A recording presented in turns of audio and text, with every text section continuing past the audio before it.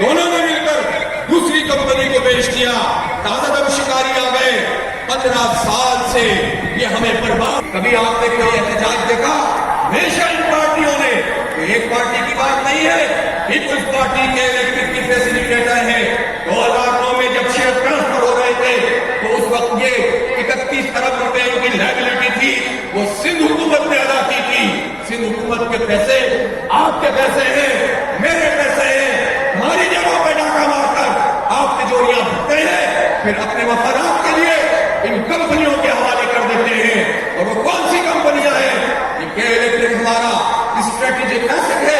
اس strategic asset کے بارے میں آج تک سب کو پتہ ہی نہیں چلا کہ اصل ہاتھ اس کے پیچھے کون ہے. اور ہم نے جب سنبھالا تھا اس وقت بھی اختیار تو ہمارا بہت محدود تھا. کیا لوگوں کو یاد نہیں ہے؟ ان لوگوں کو یاد ہوگا. عبدالستار افغانی بھی ایبسلیوٹ. اس لیے میرے بھائیوں، دوسری بات، بااختیار شہری حکومت ہے. دنیا میں کہیں دیکھا ہے کہ آپ نظام مملکت چلاتے ہوں اور شہروں کو حق نہ دیتے ہوں؟ جب ہم کہتے ہیں کراچی کو حق دو، جب ہم کہتے ہیں کراچی کو 72 میں جب 10 سال کے لیے کوٹا سسٹم بنا تھا، سب نے اتفاق کیا تھا کہ سندھ کے دیہی آبادیوں کو ڈیولپ کیا جائے گا اور اس قابل بنایا جائے گا کہ پھر وہ میرٹ کی بنیاد پر آ سکیں گے. لیکن 10 سال گزرے، سندھ کے دیہی علاقوں کو برباد کر دیا. شہری علاقوں کا حق مارا، دیہی علاقوں میں ڈیولپمنٹ نہیں کی. پھر آپ ایک پنجاب اور بلوچستان اور خیبر پختونخوا کے لوگ سبھی پریشان ہوتے ہیں، اس لیے کہ کراچی میں صرف مہاجر نہیں ہے، اردو بولنے والے نہیں ہیں، یہاں پٹھان بھی رہتے ہیں، سندھی اور بلوچ بھی رہتے ہیں، سرائکی بولنے والے، ہزارے وال، چترالی اور گلگت بلتستان کے لوگ بھی یہاں آباد ہے. اس لیے میرے بھائیوں، کراچی کی کامیابی پاکستان کی کامیابی ہے اور کراچی کی تباہی یہ پاکستان کی تباہی ہے. مجھے افسوس ہے کہ ایوب خان کی حکومت سے لے کر آج تک کسی بھی حکومت نے کراچی کے عوام کو حق نہیں دیا، اور ہر حکومت نے کراچی کے ساتھ زیادتی کی ہے، استحصال کیا ہے. صوبائی حکومتوں نے بھی اور باقی حکومت نے بھی.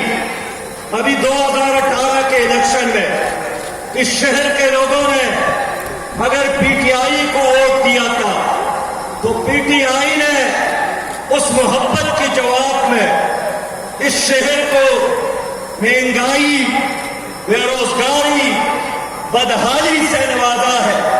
حال یہ ہے کہ علوی صاحب، زرداری صاحب، ممنون صاحب، پرویز مشرف بھی، ان تمام کا تعلق اس شہر کے ساتھ تھا. آج اس شہر کے لوگوں کو مردم شماری پر شک ہے، لیکن وہ باقی حکومت اور صوبائی حکومت نے. میں اختصار کے ساتھ بات کروں گا.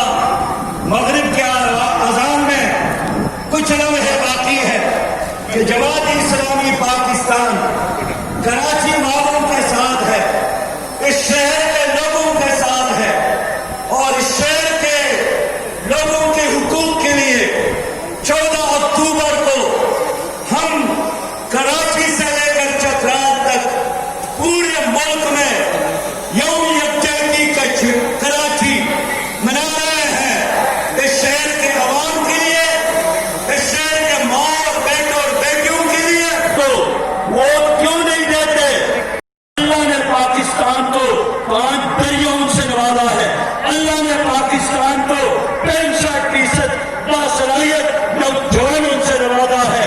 لیکن اس پاکستان کو ایک دیانتدار قیادت کی ضرورت ہے، ایک منظم جماعت کی ضرورت ہے.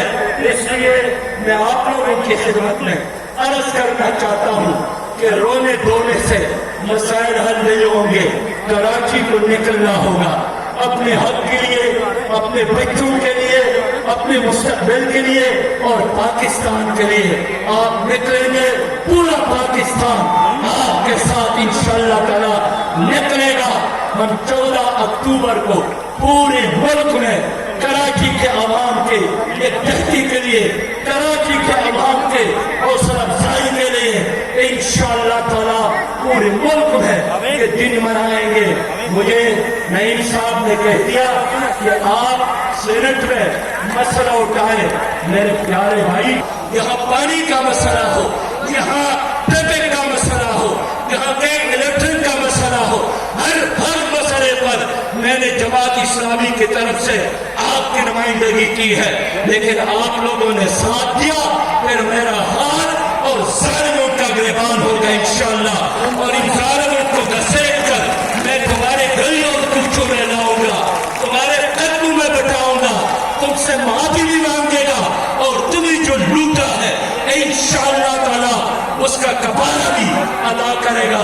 बस मैं यही चाहता हूँ कि अमन मिले तुम्हारे बच्चों को, और इंसाफ मिले, दूध मिले चांदी जैसा, और पानी साफ मिले। वाखिर दावाना अनिल हम्दुलिल्लाहि रब्बिल आलमीन। अस्सलामु अलैकुम व रहमतुल्लाहि व बरकातुहू।